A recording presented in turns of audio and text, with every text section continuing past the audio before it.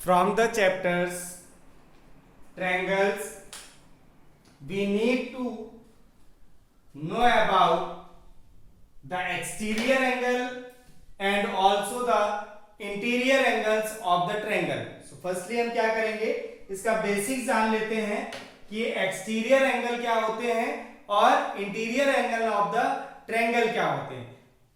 In the previous class we explained about the exterior angle and some basic concept of interior angles and the properties to finding out the exterior angles and the interior angles of the triangle. So let me revise. First of all, like PQR is an triangle and R is an exterior angle of that triangle. ठीक, ये क्या है हमारे पास exterior angle है. Let कर लो ये एक्सटीरियर एंगल कितना हमारे पास गिवन है, जेड डिग्री. ठीक, सो प्रॉपर्टी क्या होती है एक्सटीरियर एंगल की, just sum of the opposite sides of angles. Means opposite side angle क्या है हमारे पास, लेट कर लो x डिग्री है और that one is y degree. Then the sum of opposite angles are equal to the exterior angle of the triangle.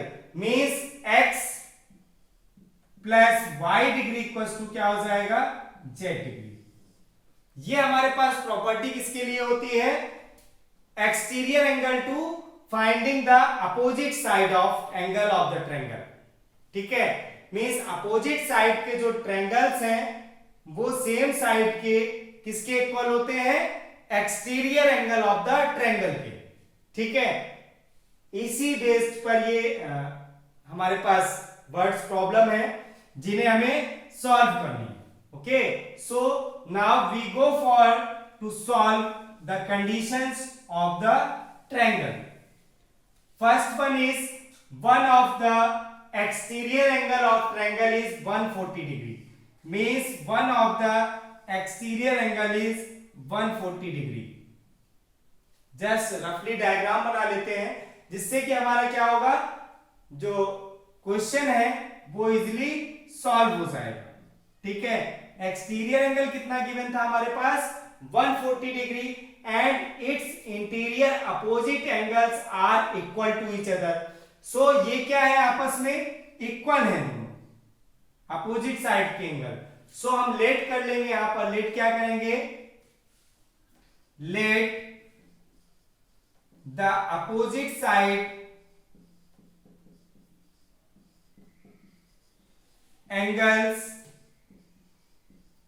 Equals to x degree.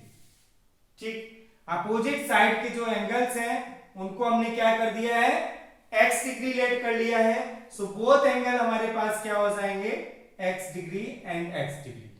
Okay, because both are also equal.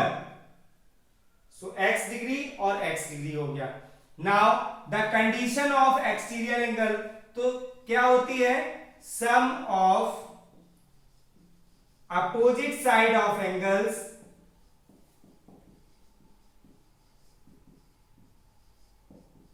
equals to क्या होता है, exterior angle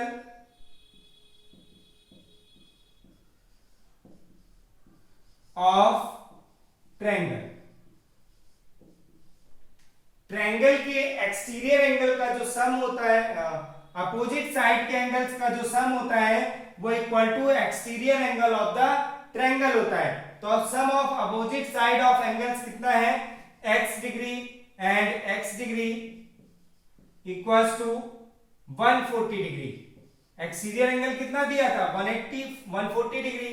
so 2x equals to 140 degree means x equals to 140 degree upon 2 means x equals to 70 degree. Means हमारे पास क्या आ गया, now the angles then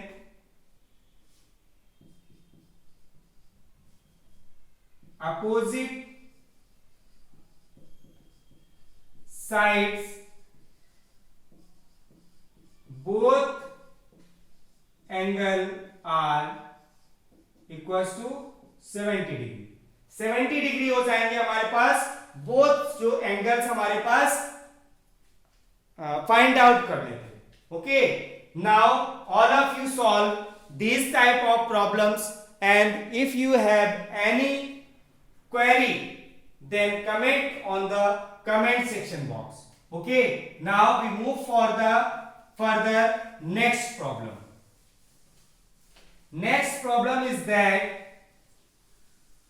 one side of a triangle is produced and the exterior angle so formed is 120 degree. Means थोड़ा सा theory में घुमाने की कोशिश करी गई है। कोई भी ट्रायंगल है जिसका एक साइड को क्या किया गया है, प्रोड्यूस्ड किया गया है, बनाया गया है, and the exterior angle of formed is 120 degree. Exterior angle कितना बन रहा है इससे, 120 degree. If the interior opposite angles be in the ratio 3:5, सो एक लेट कर लो 3x हो गया, दूसरा कितना हो जाएगा 5x। रेशियो गिवन होने पे हमने यही तो बताया है कि दोनों लेट कर लेते हैं उनको x की फॉर्म में। So one of the opposite side angle is 3x and 5x.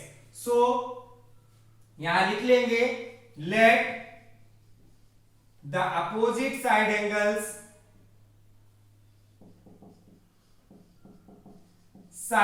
angles equals to 3x and 5x। Opposite side के जो एंगल्स हैं वो कितने हो गए हैं, 3x और 5x। सो हम लिख सकते हैं sum of opposite side angles equals to exterior angle of triangle। Okay, now 3x plus 5x equals to 120 degree because the exterior angle is 120 degree. So 5 plus 3 equals to 8x equals to 120 means x equals to 120 upon 4. So 8. So 8 ones are 8, 4, 6 is remaining. So पहले तो इसको solve कर लीजिए हल्का। 2 4 जा 8, 2 6 जा 2 2 जा 30 and 15 means x equals to 15 degree. I hope all of you understand how to solve that type of problem, and now the opposite angles are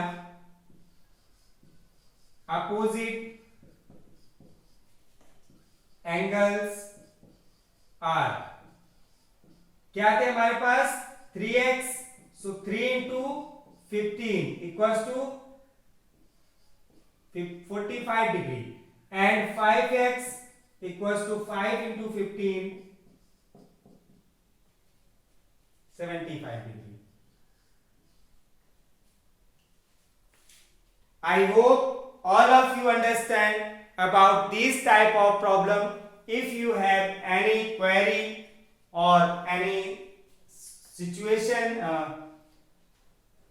then comment on comment section box and arise the new questions and try to solve many more problems from the triangles, how to find out the exterior angle or how to find out the interior angle.